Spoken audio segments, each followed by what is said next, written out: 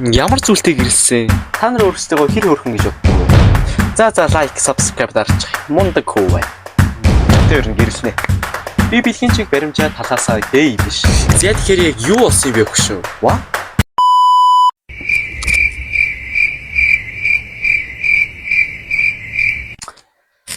Hello guys. Тэгэхээр өнөөдөр би та бүхэндээ өөрийн найз өхнөө танилцуулах гэж байна.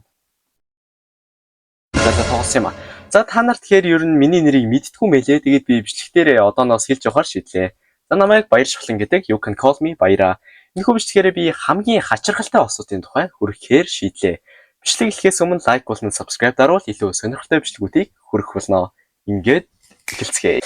Нэгдүгээр Дэвлийн самхагтай гэрэлсэн эмэгтэй. Тийм ээ, та зөв сонссон. Бид бүгдийн сайн мэдих хайр дурлалын хотын гайхамшиг болсон Эвлийн самхагтай гэрэлсэн эмэгтэй. Энэ бол Эрика Эйфел гэх Америк эмэгтэй түүх юм. Жинхэнэ нэр нь Эрика Лабри. Тэрээр өөрийгөө Эрика Эйфел гэж нэрлэдэг болсон. Америкийн нэгдсэн улсад 1972 онд төрсөн. За тэгэхээр яг юу болсон юм бэ хөшөө? 2007 онд Эрика Эйфел Францын алдарт Эйфелийн самхагтай гэрэлсэн. Энэ хууль ёсны гэрэлт биш боловч хувийн сэтгэл зүйн төвчний зан үйл байсан. Тэрээр Эйфелийн самхагтай гэрэлсний дараа өөрийгөө objectum sexual буюу биет зүйл сэтгэл татагддаг хүн гэж тодорхойлсон. Яагаад ийм зүйл болсон юм бэ бро? Эрика болон түүнтэй адилхан хүмүүс objectum sexuality гэх сэтгэл зүйн ховор үзэгдэлтэй. Энэ хүн биет зүрт хайртай болох сэтгэл татагдах шин чанартай. Зөвхөн Эйфелийн самхагт биш өмнө нь толь зуур сэлэмтэй маш гүн гүнзгий харилцаатай байсан. Тэрээр хэлэхдээ Эйфел бол намайг ойлгодог, хамгаалдаг гэж хэлсэн байдаг. Энэ хууль ёсны зүйл үү? Энэ нь хууль ёсны гэрлэлт биш. Энэ бол символик зан үйл, хөв хүний сэтгэл зүйн болон философийн илэрхийлэл юм. Францын болон олон улсын хуульд бие зүйлтэй гэрлэх тухай ойлголт байдаггүй. Эрикан түүхэн болон олон баримтат кино, сошиал медиад гарсан. Түүний оролцуулсан 2008 онд гарсан Married to the Eiffel Tower гэх нэртэй баримт киноч байдаг. Хоёрдугаар галзуу улаантай гэрэлсэн эмэгтэй. What? Олон хүмүүсийн айдас хүйц болсон паркийн тоглоом болох галзуу улаантай гэрэлсэн эмэгтэй. Эми Волфиг эмэгтэй олон нийтэд объектэд сэтгэл татагдах буюу сая хэлсэнчлэн objectum sexuality үзэгдлийн нэгэн төлөөлөл болж танигдсан Америк эмэгтэй юм. Тэрээр паркийн галзуу уулган тоглоомтой гэрэлсэн түүхээрээ олон нийтэд анхаарал татсан.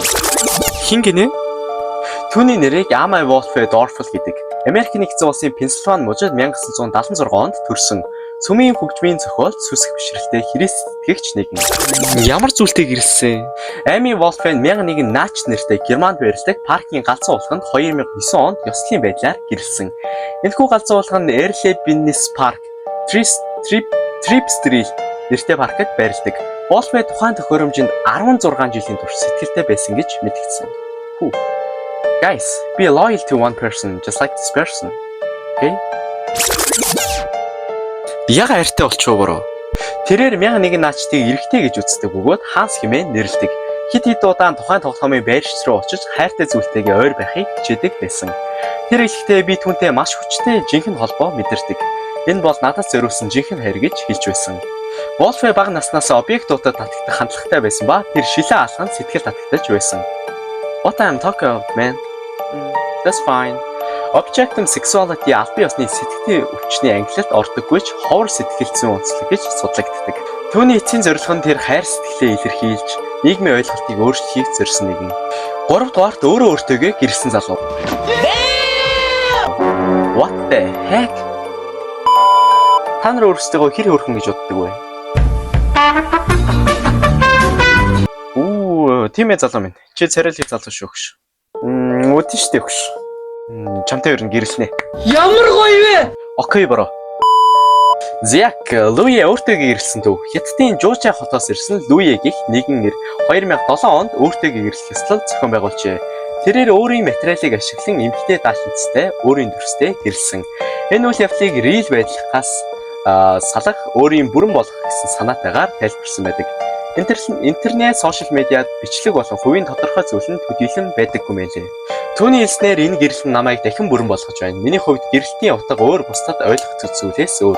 Би бэлгийн чиг баримжаа талаасаа гей биш. Би гей биш. Гэрэлт нь хуулийн дагуу хүчин төгөлдөр гэрэлт биш. Харин иргэн тойрныхоо хүмүүс болон бусдад өөрийнхөө дотоод мэдрэмж сэтгэл зүйн байдлаа илэрхийлэх хосгүй зан үйл байсан юм. Энэ үйл явдал нь маш ховор бөгөөд хүний сэтгэл зүйн хайр дурлалын хязгаар өөрийгөө хаах ажиллагааны төвшин сонирхолтой байдлаар шинжилгээд нээлттэй болгодог гэжээ. За лайк, subscribe дараачих. Мундаг хөө бай. За та бүхэн миний бэлтгэсэн мэдээ сонирхолтой байж чадсан гэдэгт итгэж байна. Бичлэг таалагдсан бол лайк болон subscribe дарж манай сошиал сувгуудыг дагаж баттай нэгдээрэй. Дараагийн бичлэгээрээ уулзцгаая.